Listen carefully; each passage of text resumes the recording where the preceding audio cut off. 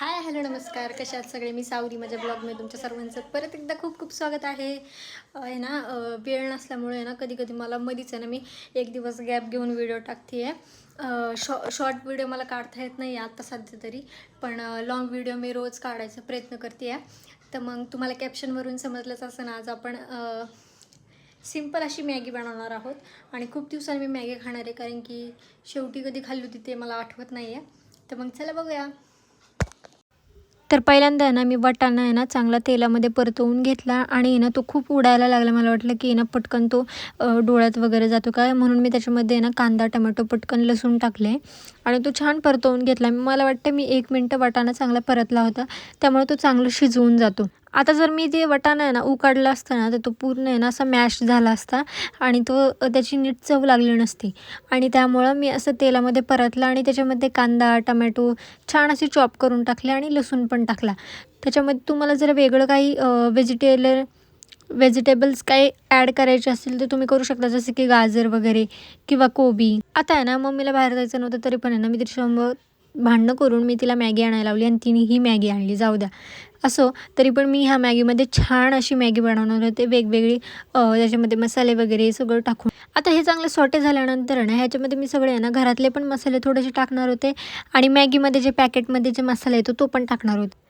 तर पहिल्यांदा आहे ना, हे सगळे जे आपण कांदा टोमॅटो टाकला आहे तो चांगला आहे ना लाल छान असा, म्हणजे ब्राउनिशमध्ये पूर्ण जळून नाही द्यायचा, पण थोडंसं असं लालसरमध्ये भाजायचा. आणि त्याच्यामध्ये नंतर तुम्हाला जसे आवडेल तसे तुम्ही त्याला मसाले टाकू शकता आणि जळून द्यायचं नाही आहे पण. तर मी ह्याच्यामध्ये आहे ना चांगलं सॉटे वगैरे झाल्यानंतर आहे ना, त्याच्यामध्ये हळद आणि थोडंसं तिखट आणि गोडा मसाला टाकला होता.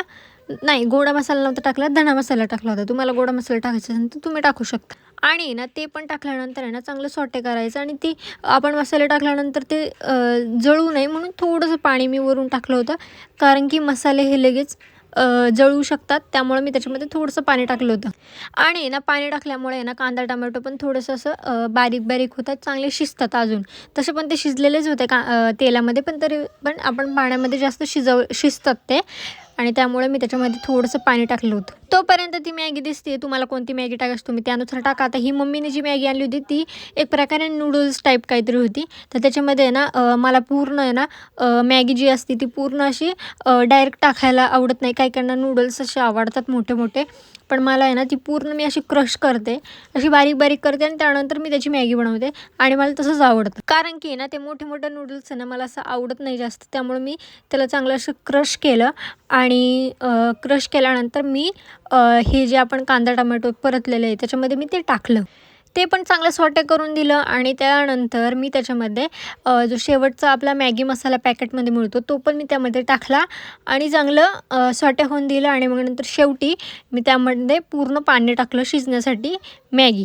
आणि ना आजची मॅगी खूप मस्त झाली होती आणि खूप दिवसांनी मी अशी मॅगी बनवली होती वेळ मिळाल्यामुळं. आणि तुम्हाला अशीच मॅगी बनवायची असेल तर नक्की ट्राय करा. आणि माझ्या रेसिपीज बघायची असेल तर नक्की ना मला फॉलो करून घ्या, लाईक करा, शेअर करा, सबस्क्राईब करायला विसरू नका. आणि आता आपल्याला लवकरच ना 1,00,000 सबस्क्रायबर व्ह्यूज वाढणार आहे, त्यामुळे लवकरात लवकर सगळ्यांना माझे व्हिडिओ शेअर करा आणि मला मदत करा सबस्क्रायबर वाढवण्यासाठी. आणि असेच माझे ब्लॉग बघत राहा, लाईक करा, शेअर करा, कमेंट करा. वेगवेगळ्या व्हिडिओसाठी अजून माझे कोणते कोणते व्हिडिओज बघायचे ते पण कमेंट करा मला, म्हणजे तुम्हाला अजून माझे कोणते कोणते व्हिडिओज बघायला आवडतील अशा वेगवेगळ्या टाईपचे, ते पण कमेंट करून मला नक्की सांगा, म्हणजे मला कळेल की तुम्हाला कशा प्रकारे माझे व्हिडिओज पाहिजे. Thank you so much for watching. Bye guys.